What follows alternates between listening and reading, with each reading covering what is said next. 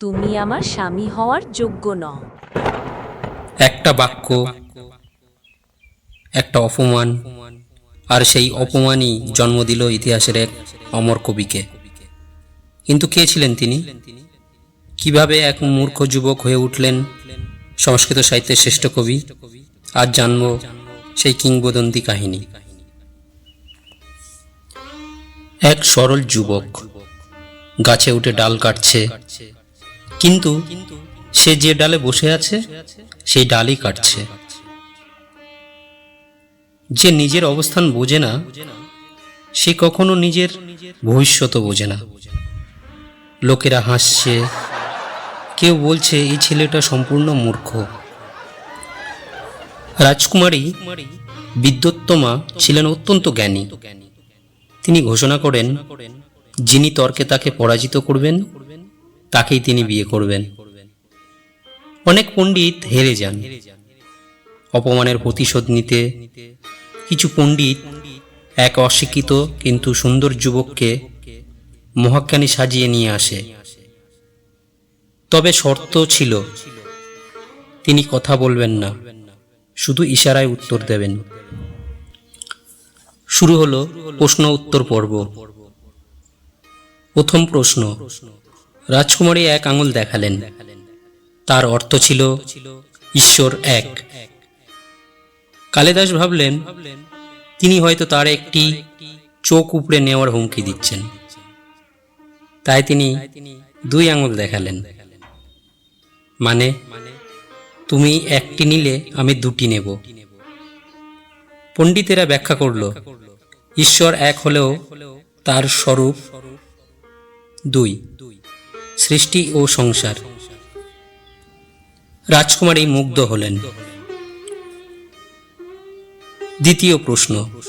রাজকুমারী 5 আঙুল মেলে ধরলেন। তার অর্থ 5টি ইন্দ্রিয়। কালিদাস ভাবলেন তিনি তাকে চড় মারবেন, তাই তিনি মুষ্টি পাকালেন। মানে, চড় মারলে ঘুষি মারব। পণ্ডিতেরা ব্যাখ্যা করল, 5 ইন্দ্রিয়কে নিয়ন্ত্রণে রাখে এক মন। রাজকুমারী আবার বিস্মিত হলেন এবং তিনি তৃতীয় প্রশ্ন করলেন।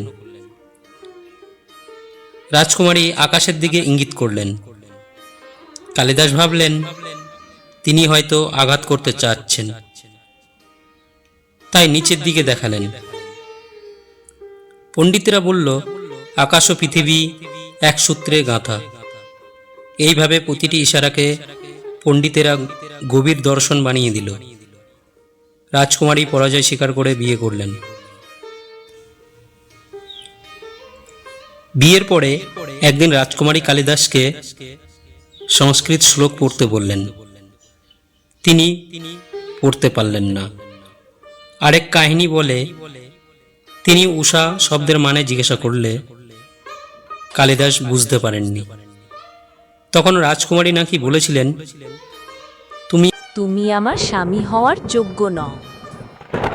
কখনো কখনো একটি অপমানই জীবনের সবচেয়ে বড় জাগরণ। অন্ধকার রাতে যুবক বেরিয়ে গেলেন, চোখে অশ্রু, মনে আগুন। তিনি গেলেন মা কালীর মন্দিরে। উপবাস, প্রার্থনা, তপস্যা।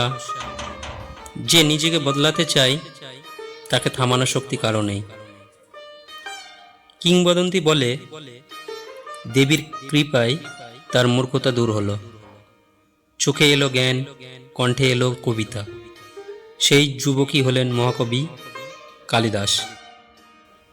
তার কলম থেকে জন্ম নিল অভিজ্ঞান শকুন্তলম, মেঘদূত, রঘুবংশ। যার ভাষা ছিল নীরব, তার শব্দই হলো চিরন্তন। তার কাব্য ছড়িয়ে পড়ল দেশ বিদেশে, রাজসভা থেকে বিশ্বমঞ্চে। তিনি আর সেই মূর্খ যুবক নন, তিনি ভারতীয় সাহিত্যের গৌরব।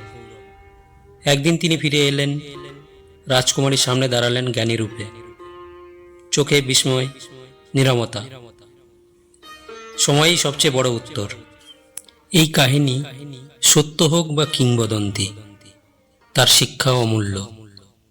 আজ আপনি যেখানে আছেন সেটাই আপনার শেষ পরিচয় নয়।